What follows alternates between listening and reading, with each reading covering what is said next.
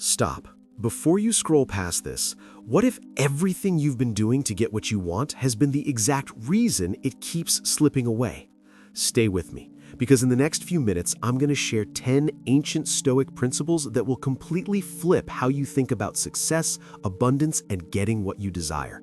And principle number 7, it might be the most uncomfortable truth you've ever heard, but it will set you free. Don't go anywhere. The world has sold you a lie. Hustle harder, grind longer, fight for every inch, and if you're not exhausted, you're not working hard enough. But here's what no motivational poster will ever tell you. Marcus Aurelius, the most powerful ruler in the entire Roman Empire, sat alone in his tent at night and wrote these words in his private journal. Confine yourself to the present. Not conquer more, not push further. Be here, be still, trust. The greatest warrior philosopher who ever lived wasn't running on caffeine and cortisol. He was running on wisdom, on peace, on a deep, unshakable understanding that the frantic chase is what destroys the very thing you're chasing. And what I'm about to share with you is proof of that. These aren't theories, these are 10 battle-tested Stoic principles that have survived over 2,000 years of human chaos, and they work just as powerfully today as they did in ancient Rome. But here's my deal with you right now. Hit that like button. It takes 1 second and it tells the algorithm this message deserves to reach more people who need it. Drop in the comments, I'm ready to receive, and let's create something powerful together, right here, right now. All right, let's get into it. Principle 1. Detached desire. Want it, don't need it. Here's the paradox that will change your life forever.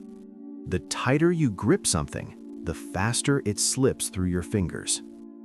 Epictetus, a man who started life as a slave and became one of history's most quoted philosophers, said this: "Wealth consists not in having great possessions, but in having few wants."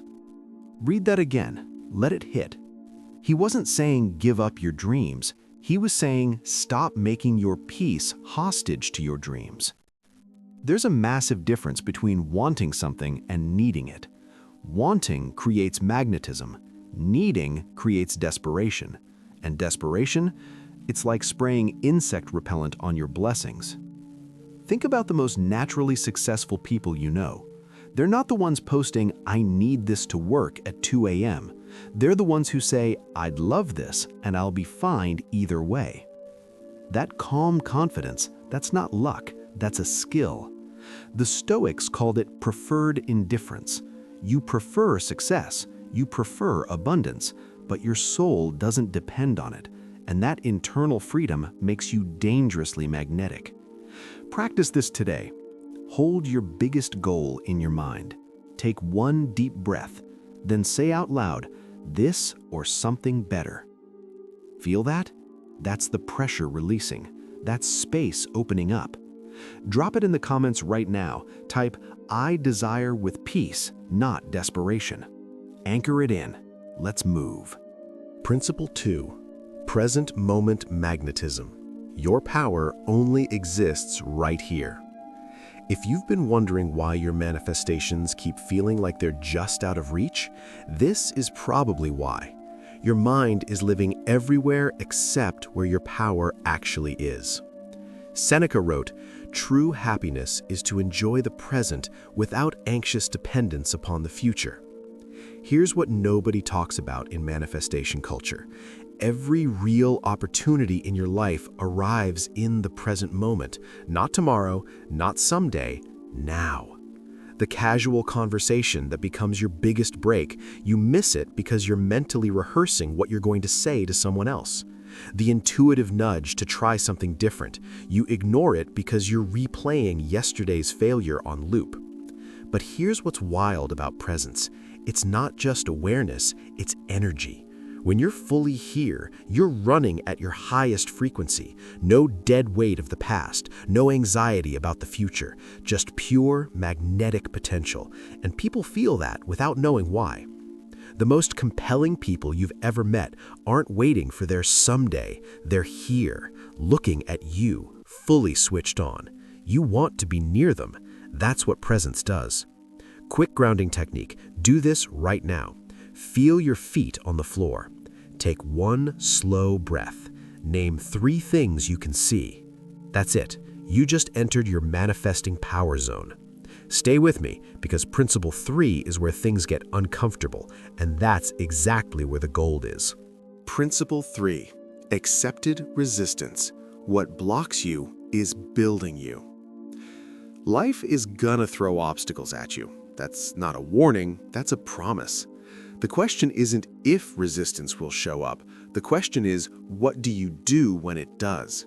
Marcus Aurelius wrote something so powerful it's been quoted for 2,000 years. The impediment to action advances action. What stands in the way becomes the way. Not around the way, not despite the way, becomes the way. Think about an oyster. The sand that irritates it doesn't destroy it, it creates a pearl. Your obstacles aren't punishments, they're invitations to grow into the version of you that can actually handle what you've been asking for. Most people hit a wall and think the universe is against them. Successful people hit the same wall and ask, what is this teaching me? How is this actually serving me? When you stop fighting what is, you free up every ounce of energy you were wasting on resistance, and you redirect it into navigation. Sometimes the delay is divine protection. Sometimes the detour leads somewhere better than the original destination. Sometimes the no is clearing the runway for the biggest yes of your life. Comment this if you're choosing to grow through it, not just go through it. I grow stronger through resistance, not weaker. Keep watching. Principle 4 is going to hit differently if you've ever let other people's opinions run your life. Principle 4. Inner authority. Take back your power. You've been handing the keys to your kingdom to people who don't even live in your house. Epictetus said, "No one can hurt you without your permission." Every time you say, "I can't be happy until," or "I'll finally feel successful when," you're giving something outside yourself complete control over your inner world. Your mood rises and falls with other people's opinions. Your confidence is tied to your bank account balance. Your worth depends on how many likes you get. That's not living, that's performing. But the moment you claim your inner authority, everything changes. Your peace becomes an internal decision, not an external condition. And here's where the manifesting power kicks in. When you genuinely don't need validation to feel valuable, you become the most naturally attractive person in the room. Opportunities chase people who aren't desperately chasing them. Success gravitates towards those who don't need it to feel whole. Before you scroll through social media today, check in with yourself first. Ask, how do I choose to feel right now, regardless of what I'm about to see? Then own that choice. Type this in the comments. I am the author of my own experience. Halfway through, and it only gets deeper from here. Principle 5 might be the most countercultural thing you hear all year. Principle 5. Strategic non-action. Sometimes the boldest move is stillness.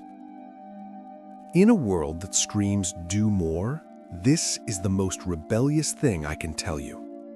Sometimes the most powerful action you can take is none at all.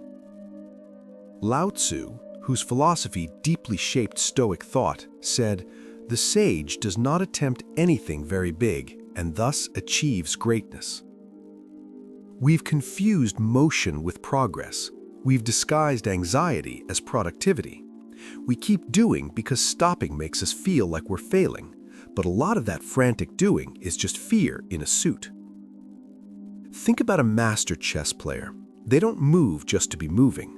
They wait, they breathe, they let the opponent make the error. Their patience is their strategy. Strategic non-action is knowing when to plant and when to let the seed germinate in darkness without digging it up every 3 hours to check if it's growing. Some things cannot be forced. Some doors open only when you stop knocking and walk away. Some solutions arrive only when you make space for them. This week's challenge: 3 times when you feel the urge to force something, pause. Ask, is this inspired action or anxious reaction? Notice the difference, then decide. Principle 6 is short, simple, and one of the most misunderstood forces in human experience. Don't skip it. Principle 6, gratitude as a manifesting force, the signal that attracts more. Gratitude isn't just good manners, it's a frequency. Marcus Aurelius woke up every morning knowing he'd deal with difficult, ungrateful, arrogant people, and he still chose to find appreciation in that reality. Not toxic positivity, real, grounded, eyes-open gratitude. Here's the energetic truth. When you're grateful for what you have, you signal to the universe, I can be trusted with more. You shift from broadcasting lack to broadcasting abundance, and abundance energy attracts abundant experiences. That's not mystical, that's just how resonance works. But it has to be real, not a checklist, not performative. Real appreciation for your breath, for your body working while you slept, for the lessons in the hard moments, for the fact that you're alive and watching this right now. Tonight, before you sleep, mentally list 5 specific things you genuinely appreciate. Feel each one for at least 5 seconds. That's your subconscious programming for tomorrow. Gratitude turns what you have into enough, and enough is always the foundation for more. Principle 7, emotional sovereignty. Your feelings work for you, not against you. This is the uncomfortable one I promised you. Your emotions aren't happening to you. You're creating them. Seneca said, "A mind that seeks the truth turns from the new and unknown to the eternal." Translation, your reactions aren't inevitable, they're chosen. 2 people face the same rejection. One collapses for 6 months. The other feels the sting, extracts the lesson, and uses it as rocket fuel. Same event, completely different outcomes. The difference isn't circumstances, it's emotional sovereignty. Emotional sovereignty doesn't mean shutting down your feelings. It means feeling everything fully without letting those feelings steer your decisions. You acknowledge the anger without becoming it. You honor the grief without drowning in it. You feel the fear without obeying it. When you can do this, you reclaim your creative power, because your emotions are literally energy, and energy directed intentionally creates results. Ask yourself next time a strong emotion hits, what is this feeling trying to tell me?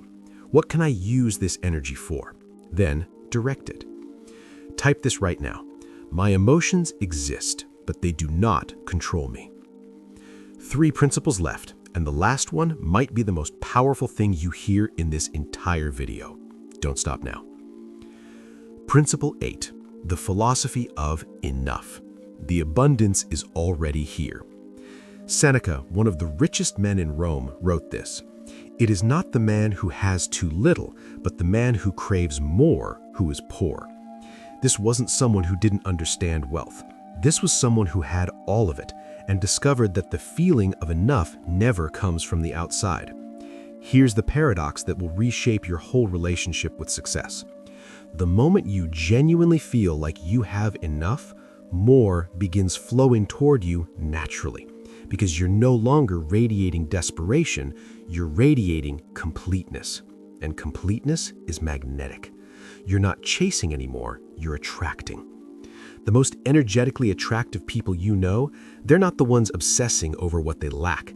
They're the ones who seem completely at peace with where they are while still being genuinely excited about where they're going. That's not complacency, that's power. Right now, before Principle 9, close your eyes for 5 seconds. Think of 3 things in your life that are genuinely good right now, today. Feel them. That's the foundation everything else is built on. Type in the comments, I am enough and I attract from that place. Principle 9, authentic expression. The real you is the magnetic you. Here's a manifestation block nobody talks about. Living a life that isn't yours. When you're performing a version of yourself designed for other people's approval, you're essentially sending the wrong address to the universe. How can the right opportunities find you if you're not showing up as who you actually are?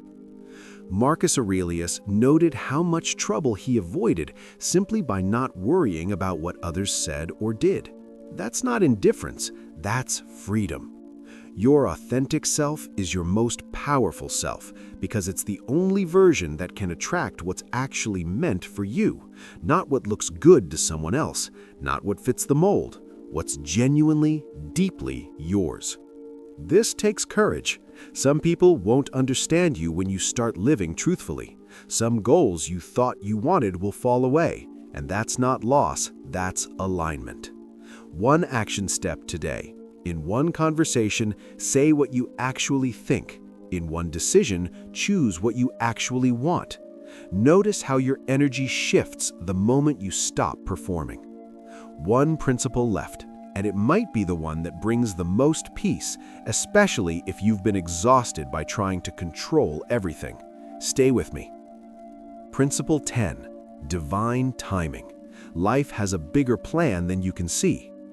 Marcus Aurelius wrote, "Accept the things to which fate binds you, and love the people with whom fate brings you together." Your impatience might be your biggest manifestation blocker. When you demand that life moves on your timeline, you create resistance against a flow that's infinitely wiser than your agenda. You reject good things because they don't arrive in the exact package you ordered. You miss open doors because you're staring at the one you're trying to force. But think about this. How many of the best things in your life came exactly when you expected them to? Probably almost none. Your greatest blessings probably arrived as surprises, through unexpected people, through doors you didn't even knock on, at times when you were almost ready to give up. Delays are not denials. They are often divine preparation. Sometimes you need to become the person capable of receiving what you ask for. Sometimes the world needs to rearrange itself to create the perfect conditions. Trust the timing. Do your part with full commitment, then surrender the outcome with grace. The universe has a vantage point you don't have access to, and from up there, everything is always working in your favor. Close your eyes. Take one breath. Say this: "I've done my part. I trust the rest." Here's what the ancient Stoics understood that most modern self-help misses entirely. Manifestation is not about getting what you want, it's about becoming who you need to be to receive what's meant for you. Those 10 principles, detached desire, present moment awareness, accepted resistance, inner authority, strategic non-action, gratitude, emotional sovereignty, the philosophy of enough, authentic expression, and divine timing, they're not steps on a checklist. They're a way of moving through life that makes you unstoppable without being exhausting. When you stop fighting life and start flowing with it, you don't just get more, you become more. Your manifestations are already in motion. Your only job right now is to relax, trust, and become ready to receive. Now here's what I need you to do. First, if this hits something real in you, smash that like button. Not because of the algorithm, but because you're sealing a commitment to yourself. Second, drop in the comments, "I relax, I trust, I receive." Let that be your declaration today. Third, share this with one person right now who needs to hear that the chase is what's blocking the blessing. One person. You might change their life today.